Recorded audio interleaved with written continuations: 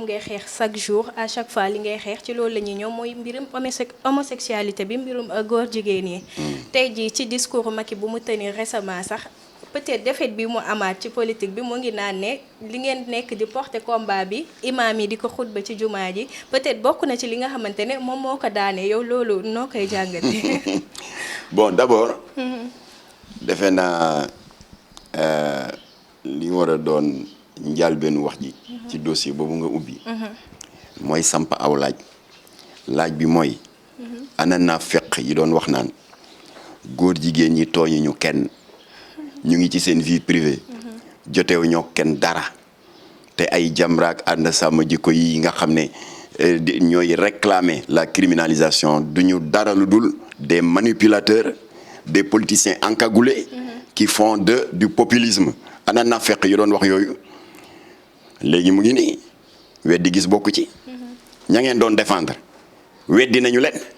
dugg nañu ca néegu yàlla di fa sëy loo leen xam ci loolu. day na waar. foo leen newoon bi nga xamee ni bii guddi gu tedd gu mel ni guddi mawludul nabi ñu si màggal juddi ngën ji mbindeef le 25 décembre 2015 lobby homosexuel yi tànn exprès parce que duñu def rien au hasard cette nuit bénie. une nuit doublement bénie parce que dafa tombé ak Noël aussi. suñu mbokk catholique yi di màggal juddu yéen ci Yàlla Insa ñu tànn ko exprès daal di takk fukki sëy ak benn à l'école Ibrahima Diouf de Kaolack foo leen ne woon yéen naafeq yi wax naan góor jigéen nañ leen may jàmm ñoom tooñu ñu defuñu dara foo leen ne woon keroog bu dul woon gaawaayu commissaire Bokar li bu Kaolack deret bu bari dana tuuru demoon nañu ci délégation ba imam Massamba jiite woon pour sargal commissaire Bokar li ndax ba mbir ma amee taalibe Baye Niass yi dañu bàbbeeku armé jusqu'aux dents pour ñëw jëflante ko góor jigéen ñi commissaire Bokar li moo sowee sa bakken ñooñu foo leen ne woon fan ngeen ne woon le 16 août 2019 te maa ngi saluer le courage des populations du quartier de Thiaroye Lawana mu am un groupe de gangsters de 25 lesbiennes lu mësul am Sénégal songa benn kër ak i xeer toj ardoise yi dajji palanteer yi ndekete benn ancienne lesbienne bu tuub moo fa dëkk moo dem ba xam ne lii mu nekkee ngor buggu ko diine buggu ko mu uti benn ilimaan pour mu jubóole ko ak jëkkëram ñoom ñu fekk ko fa waaye xarañteefu délégué de quartier bi ñu ngi koy sargalaat bu baax ak jeunes yi dal ci kaw lesbiennes yi am na ñu bari ñu daw mais jàpp nañ ci une demi-douzaine ba police ñëw ñu livré leen léegi bañ ko waree jugé sa naataango yu bari dañuy daw ne lii dañ ko dañ kumpa ba xam ki dirige chef de gang bi lii mu def naka la ko mën a expliquer mais ñëpp waaru ba ko président tribunal bi ne ko jàkk ne ko yow soxna si yéen da ngeen nekk ci mbon ngoo xam ne ngor bu ko dine bu ko muy góor jigéen yu jigéen kii ci yéen la bokkoon dem na ba waxtaan ak njagenaayam mu xam ne lii mu nekkee musiba la ngor bu ko dine bu ko mu ne damay bàyyi yow nga dem di organiser une expédition punitive ba jëkkëram tuuti bakkanam des ci ndax dafa génn di interposer wu ngeen dóor ko fitnaal ko loolu ngeen def foo leen ko teg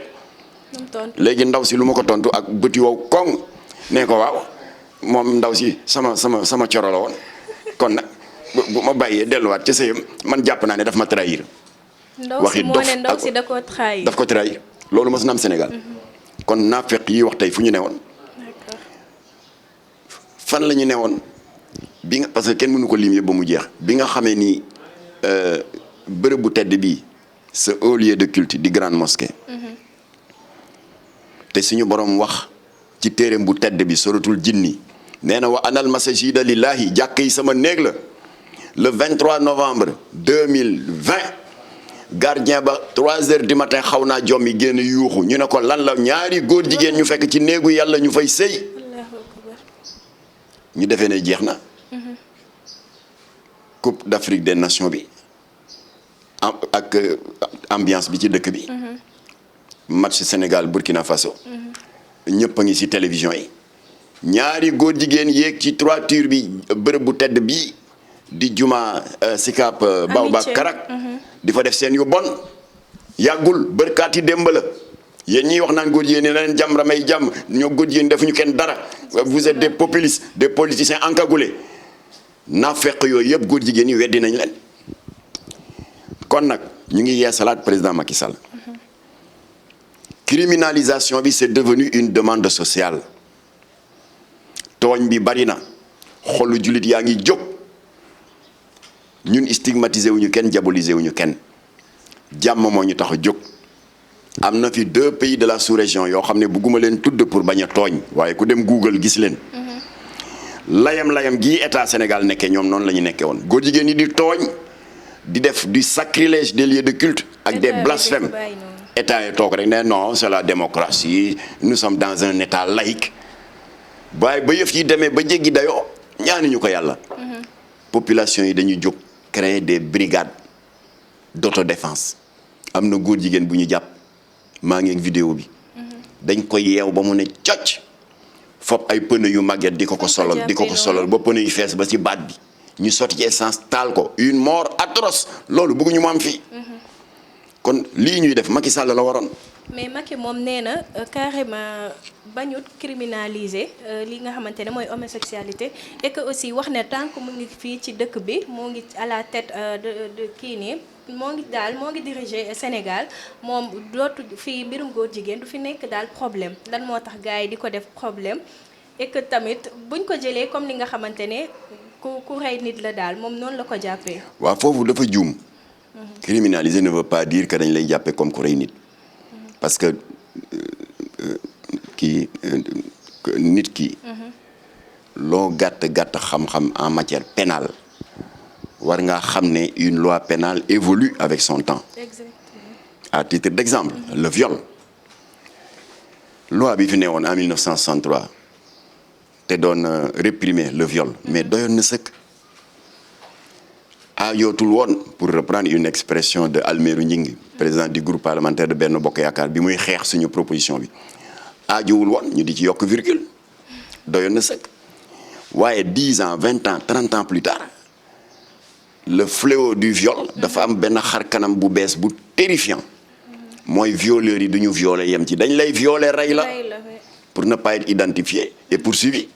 ñu ngi profité sax di masalu ndeysaan njabootu Binta Camara Tambacounda mu metti woon dëkk bi yëpp moom dëgg la jigéen la waaye jàmbaaru góor la ndax saay-saay bi dontele la mu bëggoon ci moom amu ko waaye rey na ko alors loola waral nag maa ngi gërëm Ndeyami Sakho bu AGS l'association des juristes sénégalaises invité na Jamra sitting yi organisation féminine yu bari defoon place Obélix ñuy def pression ci état bi di def sitting ba état bi obligé nangul ñu ñun Jamra ak mouvement féministe yi pour ñu criminaliser le viol te cette fois-ci Macky Sall dafa kontaanoon ba nee na soxlawul ngeen di ko jaarale ci ay député kii ñuy déposer ay proposition de loi man l'exécutif maa koy jël en charge moo tax tuddul proposition de loi pour affaire viol ñu ngi ko tuddee projet de loi Macky Sall moo ko defar ñu déposé ko député yi voté ko c'est la loi 2020-05 du 10 janvier 2020 qui désormais criminalise le viol foofu laay leerale nag criminaliser mooy léegi ku violeti kenn dootu la juger dans les juridictions ordinaires muy flagrant délit wala correctionnel dañ lay yóbbu directement cour d'assises bi tudd tey chambre criminelle loolu mooy criminalisation parce que juridiction ordinaire yi correctionnel ak flagrant délit ñoom mën nañ di condamner ba 5 ans maximum fala seen kàttan yem waaye comme que ñooñu il mérite plus parce que defkatu ñaawteef weesuwul siif jaay jigéen doole rawatina nga rey ko ñu ne kon mënatuñ leen atte foofu nañ leen yóbbu à la chambre criminelle loolu mooy criminalisation waaye li Macky Sall wax du loolu naan dañ lay atte comme ku rey nit code pénal waxul loolu de monsieur le président alors kon nag deuxième masala bi mooy la drogue loi bi fi nekkoon en 63 et 64 te doon réprimer le comment dirais-je le trafic de drogue mais doyoon na sëkk aajuwul woon ñu di ci yokk virgule waaye nag jamono di dox léegi affaire fléau drogue nekkatul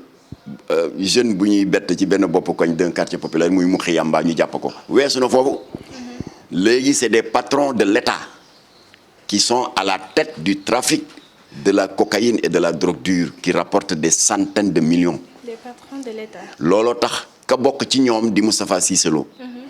def na émission ci sa naataango Modou Mbacké Niang bu DTV nee na man xam naa leen ñi nekk ci état bi di trafiquer yamba ak drogue di ci am des dizaines de centaines de millions di ko recycler ci VDN bi di tabax di ko seeyal dans le bâtiment nee na xam naa leen man Moustapha Lo ma Cissé maa ngi ñaan procureur na ma woo ma wax ko ñan la waaye ba léegi procureur woowu ko alors donc comme que dafa nekk un fléau bu mag dépassé na ay xale yi taxaw ci bopp koñ di muqi waaye dafa nekk une industrie florissante di kann suloo xale yi di yokk insécurité bi ndax ko àndul ak sa sago doo xam loo moom ak loo moomul di tas sëyi ba pare di déstabiliser l'économie nationale à cause du recyclage de l'argent sale moo tax nag Latif nag daal di jóg ñu xeex ba Jamra dugg assemblée mu daal di proposer la criminalisation du trafic de drogue ndem si yàlla si Iba Der jàppale ko Mamadou Diop Decroix jàppale ko ci Cheikh Bamba Dièye jàppale ko ci bàyyi Cheikh Bamba Dièye ak Iba Der Thiam ak ñeneen ñu daal di voter à l'unanimité la loi 2007-31 du 30 novembre 2007 qui criminalise la drogue kon nag monsieur le président yaa ma gën a xam ne ndax def nga droit une loi pénale noonu lay def day évoluer avec son temps ngóor jigéen la loi 66-16 du 12 février 1966 mais te nga xam ne moo jur l'article 319 mais doyoon na sëkk comme ni ko Albiru ñu ngi di waxee laa jiital woon ni ji ci yokk virgule jamono bañ ko sosee en 66 waaye jamono di dox 10 15 20 ans góor jigéen yi nga xam ne da nga daan toog sax ni est-ce que Sénégal am na góor jigéen dañu génn envahir l'espace public créer ay daayira créer ay association état du Sénégal reconnaître leen jox leen ay récépissé mbirum récépissé yooyu nag ma ñëw naka la demee ba ka Jamra waxee ñu ne Jamra waxati na yan récépissé exactement ma ne état ministre de l'intérieur moo leen ko jox rek Aly Ngouille Ndiaye convoqué ma ñaanuma ko audience nag moo wax le secrétaire général du ministère de l'intérieur Ibrahima Sakho mu woo ma daal di ñëw fekk ko mu toog ak gàngooram yëpp les plus hauts gradés de son ministère ay des officiers de police mu ne waa dama la woo parce que ma yàgg dégg ngay wax ci débat yi télévision yi que ñun ministre de l'intérieur ñoo jox góor jigéen ñi ay récépissé en tout cas man Aly Ngouille Ndiaye bi ma toogee fii ba tey maa ngi sama 3e année comme ministre de l'intérieur man personnellement mosuma joxe récépissé moo tax li nga wax jaaxal ma ne ko waaw yow personnellement mosoo joxe bravo waaye dama ne fii nga toog te mu tudd ministère de l'intérieur ca nguur Ablaye Wade joxe nañ 9 récépissés te xeexoon naa ko maa àndoon man ak imam Mbaye Niang ak oustaz Aliou Sall te booba je risquais gros parce que président de la République daf ma joxoon teranga j'étais président de conseil d'administration du centre international du commerce extérieur am salaire u député j'avais 1,350,000 par mois auto dotation essence Ablaye Wade joxaat ma beneen teranga wax naa ko sànq j'étais le porte-parole de la mouvance présidentielle waaye dama foofu teranga adduna yëpp ñett fële jiital su défendre sumay valeur ak défendre xaala laaw xaala rasulullah ñu daal di ànd man imam Mbaye Niang oustaz Aliou Sall ñu def defi sitting foofu ca esplanade du grande mosquée police yore suñu micro nag interpellé Abdoulaye Wade ne ko mënoo wax ne que yow tànk yaa ngi fii kenn du légaliser ngóor jigéen te nga joxe 9 récépissés ngóor jigéen rek police fekk ñu fa dóor ñu ay grenade lacrymogène sa naataango bi ñu wax Ramatulaay te liggéeyee Excaf communication grenade bi à 0 mètre la exposé tànkam mu noy saxaar si xëm oustaz Aliou Sall moo ko intercepté pour ndong li bañ a dal ci goudron bi ñu sotti ñu ndox loolu la ñu def léegi nag ba fi Ablaye Wade jógee ma ne ministre bi 9 yooyu nguuru Ablaye Wade joxe Macky Sall dafa ñëw yokkaat ci 7 muy 16 récépissés à des associations d'homosexuels et de lesbiennes mu ne waa mais loolu waa mais loolu nag xam nga boobu nit ñaa ngi may naan amoo liste amoo dara ma tontuwaat leen fii alors mu ne waa mais léegi est-ce que mën nañ ci am ay firnde ma ne ko ba nga may convoqué soo ma ne woon lii moo tax nga convoqué ma bu may ñëw naa indi dossier bi léegi ce qu'on va faire da nga may jox sa adresse email su ma demee ma yónnee la toute la documentation ba yónnee la loo ma laajul ma ne ko en attendant yi ma jàpp par cœur mën naa la ko jox nga bind mu ne ma acca waxal ma ne ko AIDS mooy association góor jigéen bi ëpp membre 635 membres Diadji Diouf moo ko jiite numéro de récépissé 12 15 444 signé par qui? La DGAT, la Direction Générale de l'Administration du Territoire du ministère de l'Intérieur. ma ne ko deuxième association góor jigéen bi ngeen autorisé yéen état du Sénégal muy Prudence dirigé par qui? Par góor jigéen bi gën a réew rëy làmmiñ mën a tooñ parce que gis naa semaine bële mu defal ma benn vidéo de 30 minutes di ma ci yàq lu mel ni xeme muy Jamil Bangoura numéro de récépissé 12 345 délivré par qui? Par la DGAT, la Direction Générale de l'Administration du Territoire du ministère de l'Intérieur noonu laa ko toppee di ko topp ba ci góor jigéen ñi muy sourire de femme Ndeye Kébé mooy seen présidente les lesbiennes ma ne nag ça fait 16 yéen Sénégal yéen a leen ko jox Macky Sall mënul fu mu toll naan tant que je suis là kenn du ko légaliser nga leen ba pare mooy récépissé bi ñu leen jox ba ma ko waxee loolu mu ne waa mais xam nga ñun bu ñuy jox récépissé bon on demande 3 documents le statut de l'association benn procès verbal d'assemblée générale constitutive ak benn document bu ñu tuddee déclaration d'objet social masalan bu dee syndicat nga ne dañ ko créer pour défendre les intérêts matériels et moraux des travailleurs bu dee parti nga ngay ut récépissé nga ne dañ ko créer pour participer à l'expansion de la démocratie à la conquête démocratique du pouvoir et cetera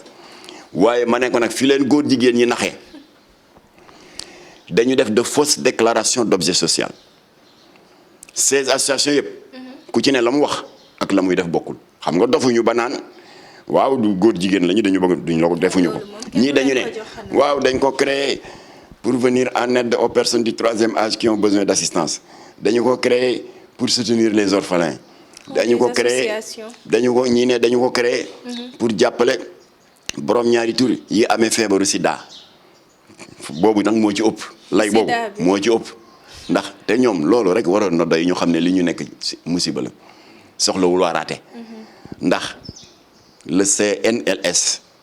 qui est un démembrement de l'État du Sénégal le Conseil national de lutte contre le sida moom dafa def statistique parce que Banque mondiale moo yéemu ci le taux admirable de prévalence bi am Sénégal parce que Sénégal boo gisee taux de prévalence 0,7% la OMS Organisation mondiale de la santé dafa yéemu ci kaw Sénégal ne yéen noo leen def ba am ce taux là ak sida bi nu muy takkarnaase Afrique centrale léeg-léeg nga gis ay 34% Sénégal nag ngeen def ba am 0,7% matul sax 1%. Alors ils ont trouvé éducation bi combat yi Jamra ak ñeneen ñu mel ni Jamra di def préservation des valeurs yooyu ci la donc Sénégal 0,7% de sidéens sur l'étendue du territoire waaye ba état bi jëlee communauté homosexuelle góor jigéen berlen le taux de prévalence est de 27%. téeméeri góor jigéen boo jël ñaar fukk yi ak juróom-ñaar am nañu sida waa ngeen ne nag bokk kenn wax nañ leen bàyyi c'est leur vie privée ñoo lànk alors kon nag ma ne kon monsieur le ministre ñoom yooyu la ñuy wax loolu nag ministre boo ko wax dans le monde les yeux fermés mu jox la récépissé après lu xam nga lu ma wax ne ma non attention parce que ñun du ñu jóg rek joxee récépissé muy parti muy syndicat wala ku mu mën a doon on fait une enquête de moralité ma ne ko d'accord waaye dafa am lu manqué Sénégal vous faites une enquête de moralité c'est une enquête a priori xool ñi seq association bi ñan lañu fu ñu jógee et cetera ndax amu ci ku ma am condamnation pénale est-ce que seen casier judiciaire set na ma ne yéen loolu ngeen def waaye li manqué y a pas d'enquête a posteriori c'est-à-dire yéen boo leen xasee ba jox ñooñu récépissé vous ne contrôlez pas sur le terrain ndax la ñuy def jëf dëppoo na ak la ñu déclaré ma ne fa la leen góor jigéen ña naxee ñoom ñëpp ba am récépissé dañ ñëw fen leen nga baal ma ne leen lii moo tax ñu créé ko ba jot kay gi dem sur le terrain di def leneen mu ne ma leneen lu mel naka ma ne ko dem di triande ji ambassade yi ak récépissé yi triande nañu ambassade Canada 185 millions dossier boobu danaa la ko yónnee dem sur la Petite Côte di organiser de la prostitution homosexuelle à l'occasion n'est-ce pas de la saison touristique ma ne ko loolu xam nga loolu duñ ko ci bind. Alors bref on a eu 45 minutes de débat. waaye jur na njariñ ñaari njariñ benn bi mooy téléspectateur Dakar Buzz yi tàmm di laaj analyste liste bi yéen du ma leen ko jox amalu leen njariñ. ndax da ngeen loo leen koy dee.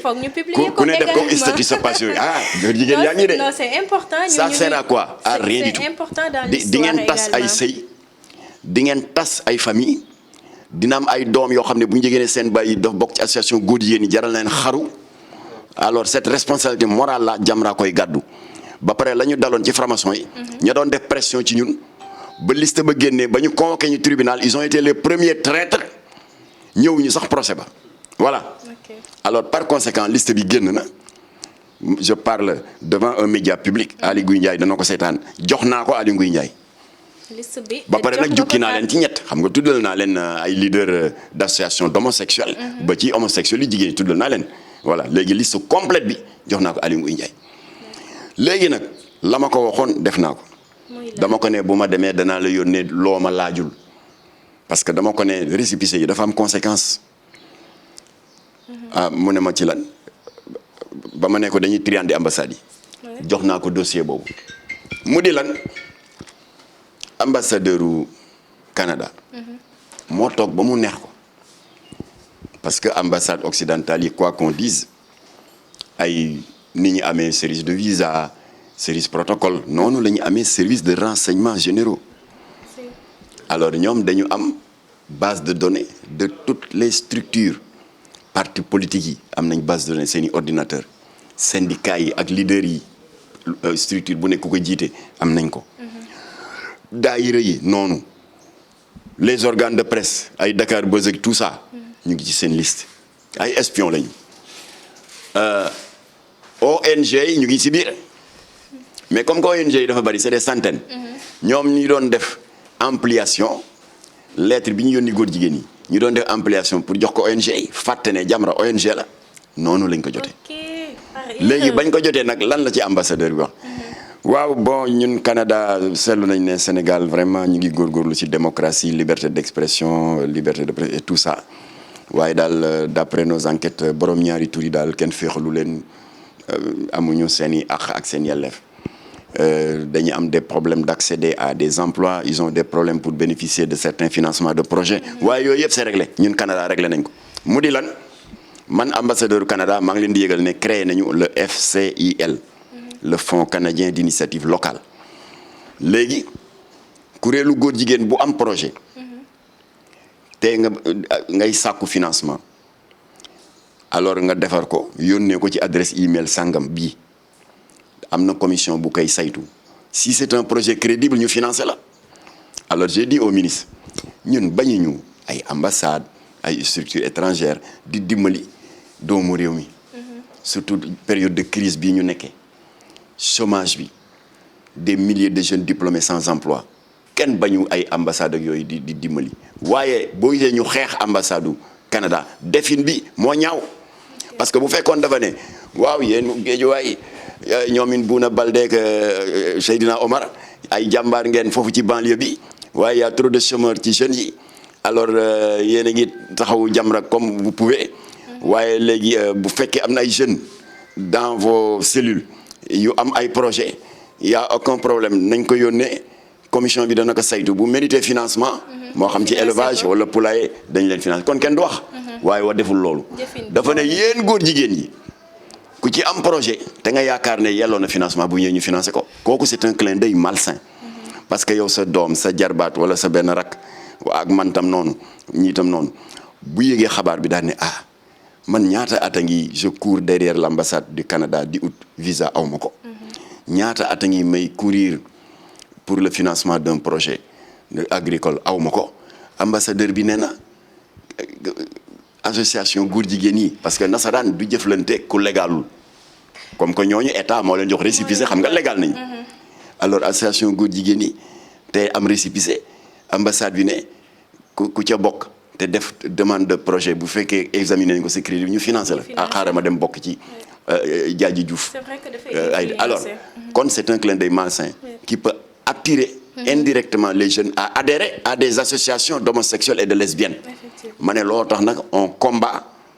les récépissés naka Macky Sall xotti. na Macky Sall tas association góor jigéen waaye doo toog naan tant que je suis là kenn du fi daganal góor jigéen te daganal nga ko. Voilà. D'accord, je crois que leer na. leer na waaw ba tey teg dañuy. alors deuxièmement mënul toog naan tant que je suis là kenn du fi daganal góor jigéen ba pare sa ay député nekk membre du PGA. loolu laa bëgg a wax ba ngeen bindee loi bi proposé ko ñi nga xamante ne ñooy assemblée. ñu rejeté ko nan la leen def également bett doon na li nga xamante ne bett na la wala. dañ ñu tooñ parce que le bureau de l'Assemblée nationale présidé par Moustapha Niasse dañu violer l'article 60 du règlement intérieur.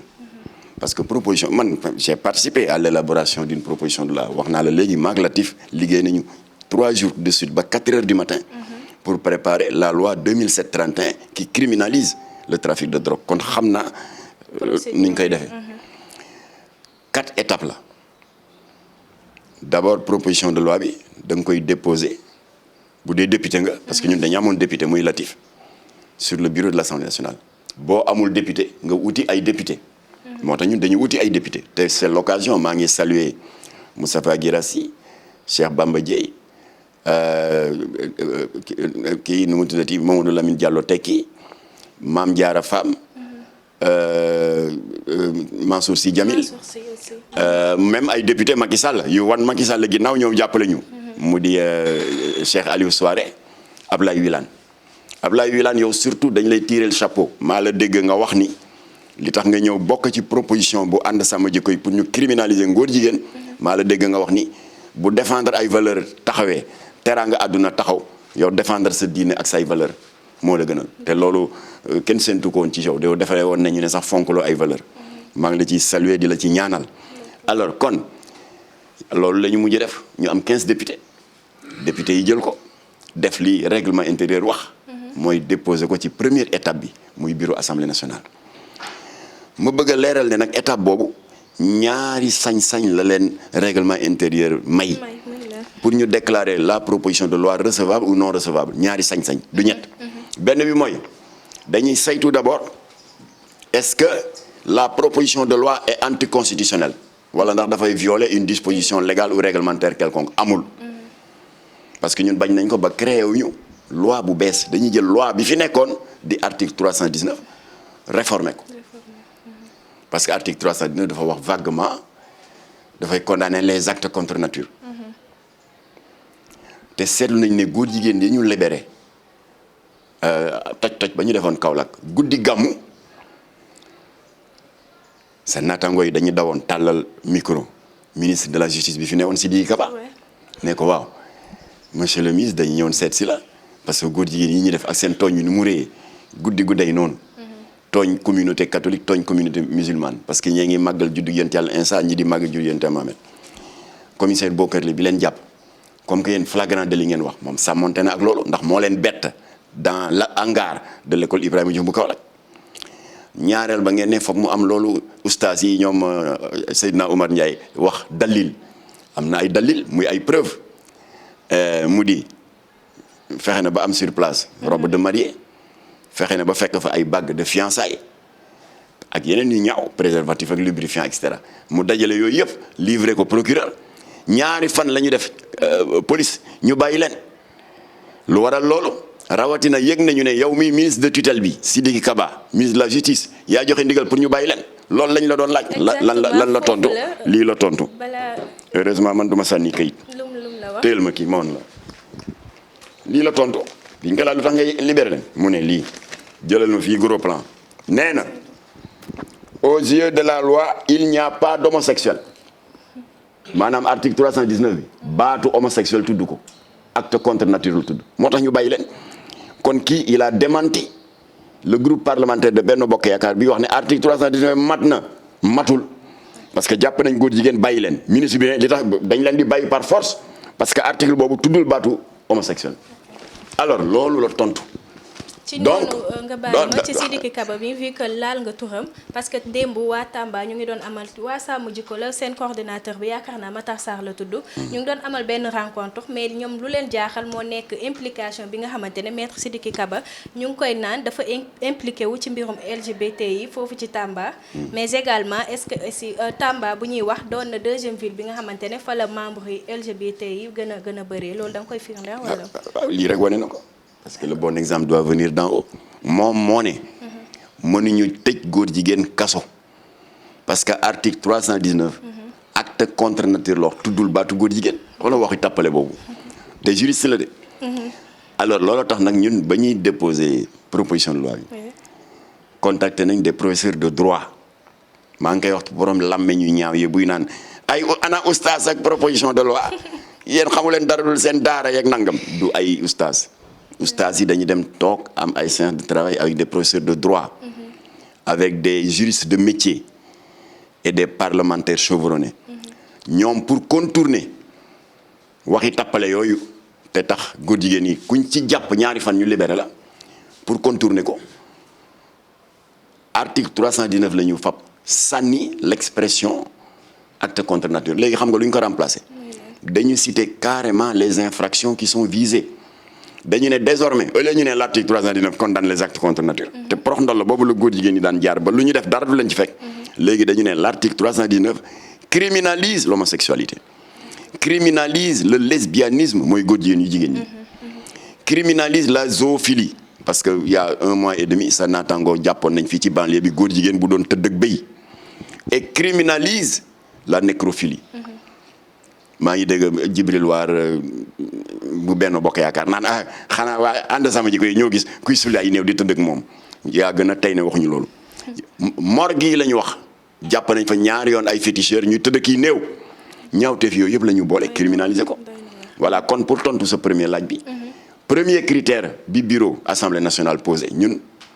gagné nañu parce que violé wul texte yi. article ba fa newoon la ñu fab réformé ko. deuxième critère bi leen sart yi may pour déclarer une proposition de loi recevable ou non recevable mooy est-ce que dana am incidence financière amul d'abord ba ñu koy liggéey pendant 6 mois di wër Dakar di wër Sénégal def ay tournée ci këru diine yi Touba Tivaouane Ndiassane Thiénaba Niassène Medina Baye Layène ba ci le roi de Oussouye le bois sacré nga xam ne gëmuñu diine chrétienne gëmuñu diine jullit ñoom si cosaanu maam ya la ñu ne mooy diine bi sama maamu lébu yi ba ñu nekk ay ceddo nekk ci xamba yi moom la ñuy doxal même ñoom sax nee nañ bu dul affaire u l'islam ak christian yi waaye ci wàllu nite alors lii xaj yi sax jomm nañ ko def nit sax daf ko war a dàq soxlawul sax affaire u diine nee na du point de vue de la dignité humaine alors kon ba ñuy def tournée boobu dërëmu état Sénégal dugg ci ñun ñoo fab suñu pension retraite yu kasara yi cotiser suñu 100 francs ki 1000 francs bu paree woon tamit ba loi bi opérationnel 15 état laaju ko voilà kon nag mucc nañu ci ñaari critères yooyu léegi bi bureau bi xamee ne mucc nañ ci ñaar yooyu dañu waroon bàyyi projet bi dem ci deuxième étape bi mu di la commission des lois ñoom dañu war a xool la formulation juridique ndax am na yoon ak yooyu bu paree mu doog a dem plénière ñu voté ko comme ni ñu voté woon la loi Latif Gueye qui a criminalisé la drogue waaye ba ñu demee ba gis ne mucc na ci ñaari critères yooyu maanaam c'est pas anticonstitutionnel ba pare safaanoowul avec les lois et textes en vigueur ñu gis ne mucc nañu ci est-ce que am na incidence financière amul incidence financière ñu ñëkk nag xam nga lu ñu def ñu créer critère qui n'existe pas xam nga lu ñuy wax lettre bi Moustapha Niasse yónni ànd sàmm jikko yi suñu député yi pour wax ne dañ koy rejeter xam nga lu mu wax lii mu tontu ñi ci ñaar yi ma la wax mu créé benn daa ne waaw Macky Sall joxe woon na ci tontu ñun luy suñu yoon ci Macky Sall Macky c'est le chef de l'exécutif une proposition de loi s'adresse au pouvoir législatif yéen la ñu waxal ngeen naan ñu Macky nee na foofu daal la gars yi langaamu fa ba xëy rek ne donc c'est pas recevable loolu tooñ la c'est une violation de l'article 60 du règlement intérieur moo tax nag ñun ñu ngi apporter tout notre soutien au député Mamadou Lamine Diallo Tekki tout notre soutien aux députés APR Cheikh Aliou Souaré qui ont décidé de saisir la Cour suprême. Voilà kon nag ma yëgal donc auditeurs yi noonu lañ ñu tooñee mais ça ne passera pas parce que réew mi APR moomu ko réew mi Benno Bokk Yaakaar moomu ko PDS moomu ko Pastef bu Sonko moomu ko gis bu Pape Diop moomu ko kenn moomu ko ñun ñii baadoola yi askan wi ñoo ko moom li ñu bëgg ngeen ñuy defal wala ñu vider assemblée teg fa ñeneen te commencé na gis ngeen sànq ce qui s'est passé pour les locales toog leen naan non les statistiques globalement on a gagné toog leen foofu di nax seen bopp rek élection yaa ngi ñëw ma dégg nag ñu naan ànd sama ñu koy ba dañu bëgg am liste am nañ ci droit loolu moo leen tiital am nañ ci droit. doy na waar alors ñu terminer ci li nga xamante ne moom moo xewoon Tëngéej rek ñu gis ne affaire mbirum coowal dañuy wax ne amoon na ku ñu fa bëggoon a suul dafa faatu woon ñu bëggoon ko denc mais polémique juddu fa ñu naan góor jigéen la du góor jigéen ba mu jur coow daal est-ce que tamit manière bu ñuy ràññeewee ñi nga xamante ne ñooy góor jigéen yi tamit waruñu ko seetaat. non foofu léeg-léeg day am njuumte. mais lii yëpp état bi moo ko fi indi confusion boobu moo tàngal xolu nit ñi ba nit ñi léegi dañuy bëgg yebbi seen i mer. ci cas yu mel nii. waaye góor jigéen bu dee jullit bu dee la. jullit bu mooy yàlla ba dee. waaw foofu nag Iran Ndaw maa ngi koy remercier fàttali na chariatul muhammadiya lu mu ci wax. waaw dañ la war a jullee waaye bu ñu lay jullee waruñu ut ilimaan bu am daraja. xam nga Iran Ndaw il est tellement modeste. nee na dañu war a fab ku ñàkk solo comme man mu jullee la. bu ñu paree nag jébbal la sa borom. sa digganteeg sa borom nag yow ak sa borom la yoonu kenn newu ci. mais manière bu ñu koy rejeté bu ñëwee ñu ne du fi dugg dañuy gis tout le temps dafay jur coow. waaw day jur coow waaw dafay jur coow. waaw parce que bu ñu réglé woon mbirum góor jigéen ñi coow li du egg foofu. ñoom ñooy pousser les gens à des postures extrémistes. loolu moo ko waral. alors moo tax nag ñu ngi lancé waat appel à travers Dakar Buzz Macky Sall. Macky Sall maa ngi lay wax ni soo bëggee lu la noppal. parce que man yëg naa ne lobby yi may ñu la jàmm te yaa ngi góorgóorlu ndax Obama ñëw na fii nga gàntal ko. Justin Trudeau ñëw na nga gàntal ko. sa naataango Audrey Pulvar iTélé mu gàntal ko ak Fayda parce que daf ko ne parce que ndaw si daf ko doon wax Sénégal lu muy xaar def ngeen effort ci démocratie loo leen di xaar ci daganal ngóor jigéen. foofu Macky Sall def Fayda tontu bu ëpp Fayda ba mu tontu Obama. parce que Obama dafa ne. on n'est pas encore prêt Jamra def conférence de presse lendemain ne ko on ne sera jamais prêt alors bi yoon nag rectifier na sa communication. nee na ko mais yéen au nom de quoi pensez-vous parce que l'homosexualité a été légalisée chez vous au nom de quoi pensez-vous qu'il faille en faire une loi universelle. loolu fayda la. léegi le 26 novembre 2016 mu dem au sommet de la francophonie de Antananarivo. au micro de ton confrère Franck Simonet bu TV5 mu defati fayda waa ji waxaat ko la même proposition indécente mu ne ko mais ayez la modestie de reconnaître à chaque pays souverain comme vous le droit de définir sa propre législation. Il a raison. Alors président Macky Sall fayda googu nga wane nag ñun dañ la bëgg a dimbali pour kenn bañati la yàpp di la laaj yu ñàkk fayda yooyu parce que après tout suñu président nga yaay président wu ku ànd yow président wu ku la opposé kon nag man personnellement am naa mettit chaque fois bu ma déggee ñu lay ñàkkee teggin ci waxi góor jigéen yow ngay chef d'état d'un jeune pays dem ci plateau de télévision de dimension internationale ku lay laaj kay na la ne waaw Sénégal fu mu toll pour relever les défis de l'éducation n'est-ce pas de l'agriculture problème mu santé bi foo leen toll ci xeexu mbas mi yooyu lañ doon yaakaar waaye naan la na nga def waaye kañ ngay dagaloon góor jigéen yow loolu saaga la léegi nag président loolu li koy mën a dakkal bàyyi ñu criminaliser ko parce que bu ñu ko criminaliser day am ñaari njariñ benn bi dana tax góor jigéen ñi reewande gi ñu nekkee ñu régler parce que dina nekk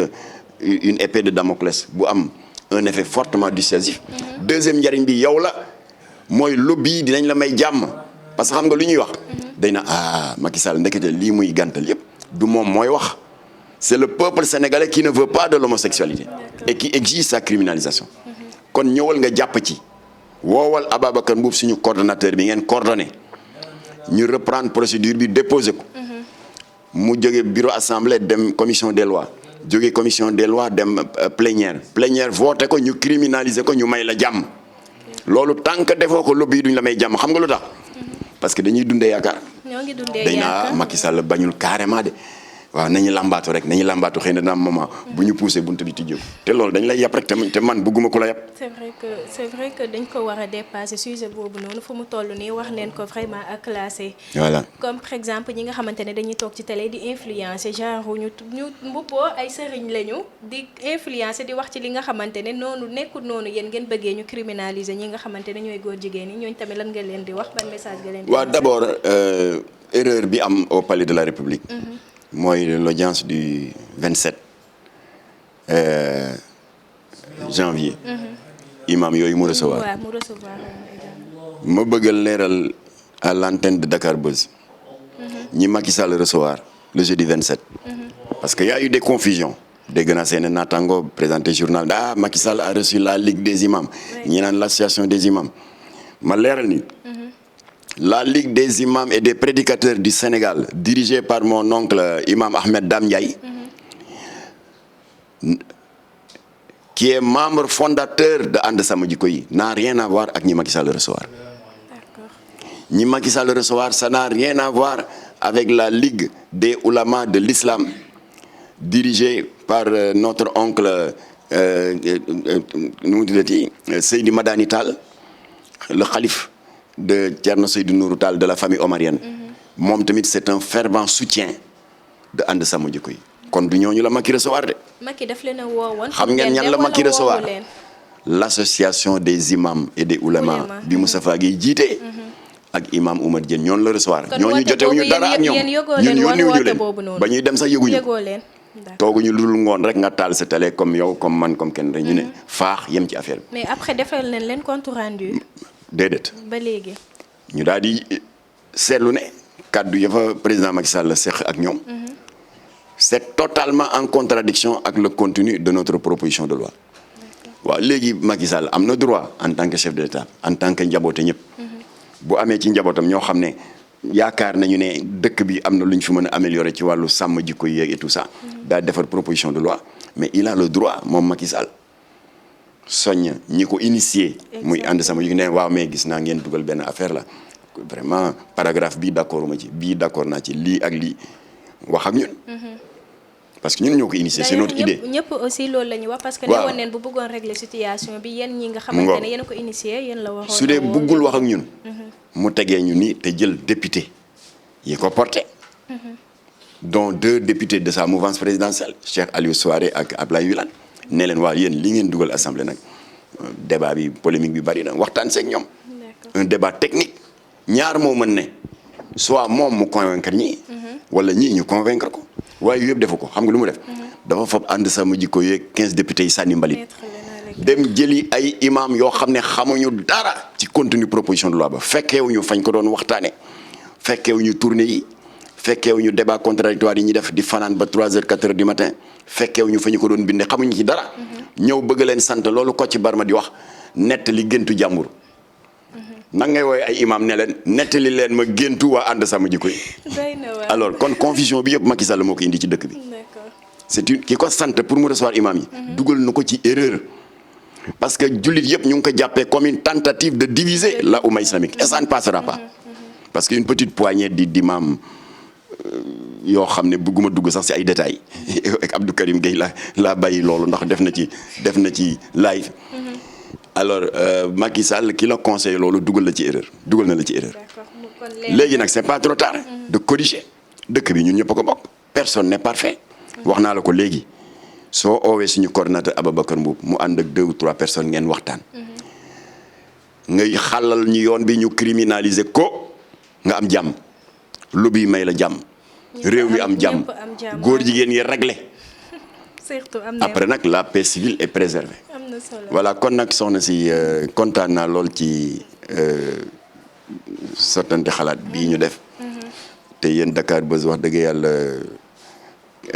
kenn demul ngeen des parce que yéen chaque fois bu amee lu itteel askan wi.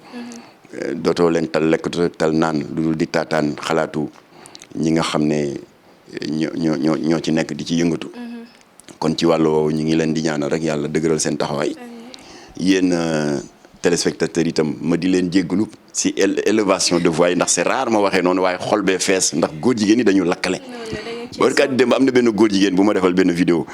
naan ma Pa Jamra bi xool kaak ŋaamam gu wow gi mais sama ŋaam dana wow ndax lekkatuma kenn talatul lekk ndax musiba bi ngeen teg ci di keroog Ababacar Mboup ba ñu koy joxee mission pour mu wër këru diine yi yóbbu pétition bi te en parenthèse mention spéciale à Serigne Mountakha Mbacké bi nga xam ne signé wul yem ci dafa signé bind lettre sëñ Babacar Sy Mansour signé wul yem ci dafa signé def comme sëñ Mountakha tampon def numéro de téléphone am bind lettre ne nañ ko criminaliser alors donc bi Ababacar Mboup jógee ci tournée boobu man dama toog 3 jours di ko woo mënu ma ko jot ma jaaxle ma woo doom baayam Adama Mboup ne ko waaw ana Ababacar Mboup mu ne moom daal dafa jógee ci tournée bi rek daal di amee surmenage dafa dog góor jigéen ñi ko teg boobu ak kon nag ngeen naan ma ay sama kanam gi dafa wow maa ci gën a tuuti le am na ñu ma gën a mettile fuuf te maa ngi leen di yëgal ne lii nga xam ne yàlla daf ko xaraamal ci fukki fatwa ak juróom benn suratul Uhud suratul Ankabut suratul Anfal suratul Anbiya yi mënu leen rëy làmmeñ ñaaw làmmeñ ba daganal ko mënu leen ko kon nag lii leen dal yéenew ñu leen ko nattu la waaye suñu borom buuru yërmande la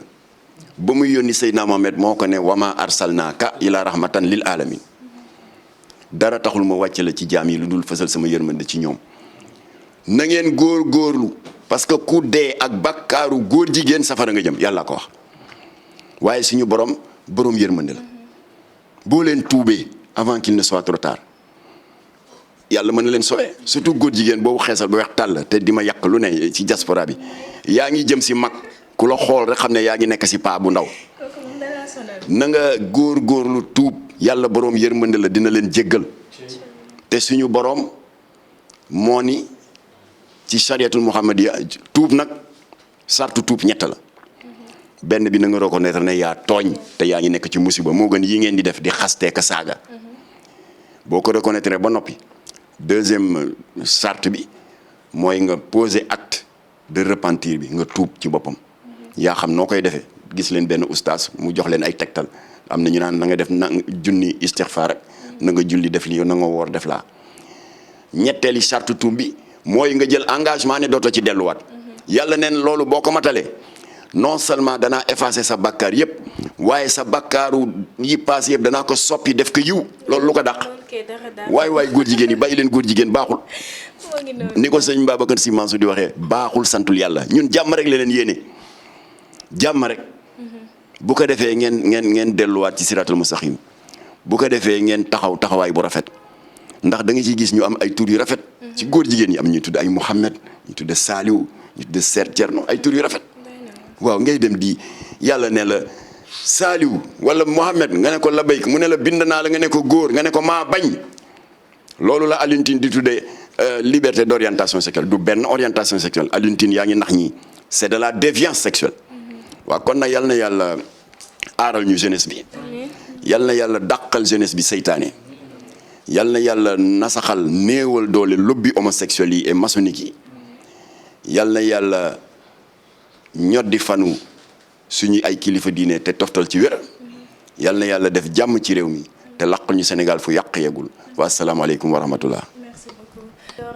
Ami internet yu Dakar Buzz ma leen di remercier waat rek gis ngeen tey ji kii di Mame Matar Gueye Jamra moom la ñu dalaloon fii ñu waxtaan bu am solo sax te yaakaar naa dina leen njëriñ ñëpp ñi nga xamante ne ñu ngi toog di ñu seetaan alors ma leen di jox rendez-vous rek très prochainement ak beneen invité ci noonu nag may remercier kii nga xamante ne mooy sama caméraman di Seydou di remercier ñëpp ñi nga xamante ne rek jàpp neen ci émission bi ba mu yemb jërë ngeen jëf